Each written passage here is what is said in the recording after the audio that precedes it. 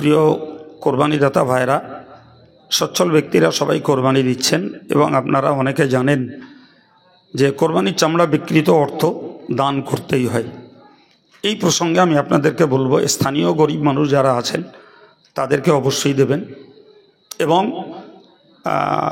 অন্যান্য মাদ্রাসা, বিশেষত আমাদের সংগঠনের যে সমস্ত মাদ্রাসাতে এতিম অনাথ ছাত্রছাত্রীদেরকে পোষা হয়, সম্পর্কের কারণে তাদেরকেও আপনারা দিয়ে থাকেন, সেটাও আমাদের সমর্থন এবং আমাদেরই পরিবারভুক্ত প্রতিষ্ঠান। সেগুলো বিশেষ করে আমি জামিয়া রহমানিয়ার খাদেম হয়ে আপনাদের কাছে দাবি করব যে জামিয়া বর্তমান দেশের আমাদের সংগঠনের সুবৃহৎ খরচের একটি প্রতিষ্ঠান, যার বাৎসরিক খরচের পরিমাণ প্রায় 2 কোটি টাকা। আর সেগুলো এইভাবেই এমনি দান বা জাকাত ফেতরা দরিদ্রদের উদ্দেশ্যে দেওয়া, কোরবানির বিকৃত চামড়ার অর্থ এবং সদকা মান্নতের পয়সা, এগুলোর মাধ্যম দিয়ে এই জাতীয় বেসরকারি প্রতিষ্ঠানগুলো চলে থাকে।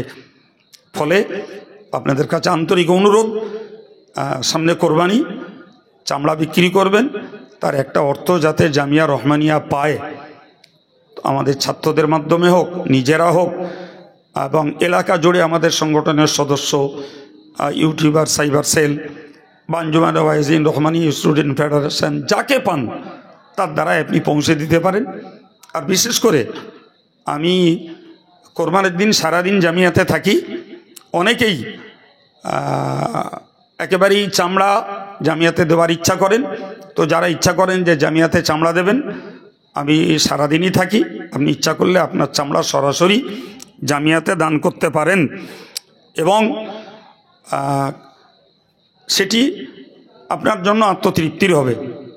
আর এই প্রসঙ্গে আরেকটা কথা বলবো, যেটা আমার বলার আগেই প্রয়োজন ছিল, যেটা ব্রেন থেকে আউট হয়েছে, সেটি হলো, আপনারা অনেকে জানেন যে এই মুহূর্তে আমাদের সংগঠনের সম্পাদক আলহাজ মৌলানা মুফতি আব্দুল মাতিন সাহেব এবং আমাদের আঞ্জুমানের সভাপতি হযরত মৌলানা মুফতি রজব আলী সাহেব, আমাদের সহসভাপতি আলহাজ ওহিদুল ইসলাম সাহেব, অন্য সদস্য বাপ্পা মণ্ডল, সদস্য মৌলানা আলহাজ আব্দুর রকিব সাহেব, তারা সবাই হজ পাকে এবং এতক্ষণে তারা মিনার পথে রওনা হয়েছেন এবছরের হজ্জের কার্য সম্পন্ন করার জন্য।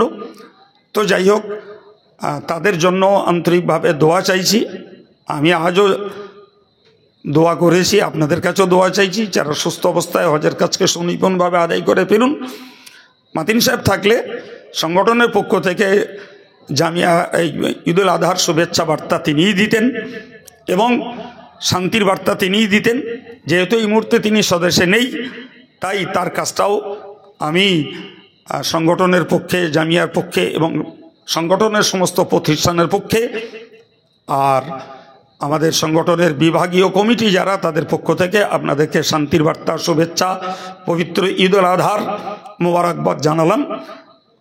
আল্লাহ আপনাদের সকলকে সুস্থ রাখুন, সহি সালামতে রাখুন এবং আমাদের হাজী সাহেবদেরকে সহি সালামতে হজের কাজকে সম্পন্ন করে আমাদের কাছে ফিরিয়ে দেন। সবাই বলি আমিন।